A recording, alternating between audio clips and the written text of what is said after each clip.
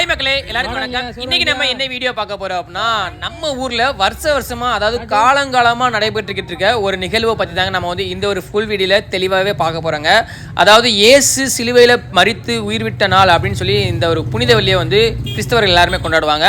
அந்த ஒரு கிறிஸ்தவர்கள் கொண்டாடக்கூடிய அந்த துக்க நாளில் பார்த்தீங்க அப்படின்னா, இயேசு சிலுவையில மரித்து உயிர் விட்ட நாள் சோறு போடுங்க அப்படின்னு சொல்லி எல்லாரும் ஒருத்தவங்க வீட்டுக்கும், அதாவது பக்கத்து வீட்லேயும் சரி பக்கத்து ஏரியாவுக்கும் போய் அவங்க குடும்பங்களோட இந்த மாதிரியே பாத்திரத்தை கொண்டு போய் இயேசு சிலுவையில் மரித்து உயிர் விட்ட நாள் சோறு போடுங்க அப்படின்னு சொல்லி கேட்பாங்க. அதாவது சோறு எடுக்க திருநாள் அப்படின்னு சொல்லி சொல்லுவாங்க. அதில் வந்து சின்ன வயசில் உள்ளவங்களும் சரி பெரிய ஆளுக்கு வரைக்கும் பார்த்தீங்க அப்படின்னா வேண்டுதல் வச்சு, அதாவது மாலை போட்டிருப்பாங்க தெரியுமா, அவங்க எல்லாருமே போய் ஒரு வீடாக போய் இயேசு சிலுவையில் மரித்து உயிர் விட்டார், எங்களுக்காக சோறு போடுங்க அப்படின்னு சொல்லி அந்த துக்கத்தை அனுசரிக்கிற தினமாக தான் வந்து இந்த ஒரு ஈஸ்டர் திருநாள் வர்ற ஈஸ்டர் கொண்டாடுறதுக்கு முன்னாடி இந்த புனித வெள்ளி அன்னைக்கு வந்து நம்ம ஊரில் வந்து எல்லா வருஷமே நடக்குங்க. கண்டிப்பாக வந்து இந்த ஒரு நிகழ்வில் நம்ம ஊர்லேருந்து நீங்கள் வீடியோ பார்க்குறீங்க அப்படின்னா எல்லாருக்குமே இந்த அனுபவம் இருந்திருக்கும். ஸோ நான் கூட பார்த்தீங்க அப்படின்னா சின்ன வயசில் இருக்கும்போது இந்த மாதிரி கொட்டான்லாம் கொண்டு போய் ஒரு வீடாக போய் பொங்கல் சோறு எங்கடா இருக்குது, எங்கடா ஒயிட் ட்ரெஸ் இருக்குது, ஒயிட் ட்ரெஸ் இருந்தால் வாங்குறது இல்லை, அதே மாதிரி பொங்கல் சோறு இருந்தால் தான் பொங்கலை விரும்பி அந்த சின்ன பிள்ளைகள் இந்த அனுபவங்கள்லாம் நிறையா பேருக்கு இருக்குங்க. அதே மாதிரி எங்கே மோர் போட்டிருக்காங்க, எங்கே ரசனா இருக்குது அப்படின்னு சொல்லி தேடி ஒரு வீடாக போய் கண்டிப்பாக வந்து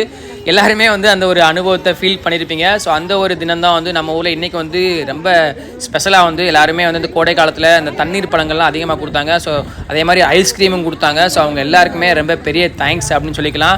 இந்த ஒரு விழா வந்து பார்த்திங்க அப்படின்னா நம்ம ஊரில் வருஷம் நடக்குங்க. நம்ம ஊரில் மட்டும் இல்லை, நம்ம பக்கத்தில் இருக்க பாமன்லேயே நடக்கும். அதே மாதிரி நம்ம சுற்றி இருக்க தீவு பகுதியிலுமே இது வந்து வருஷமாக வந்து அனுசரிக்கப்படுங்க.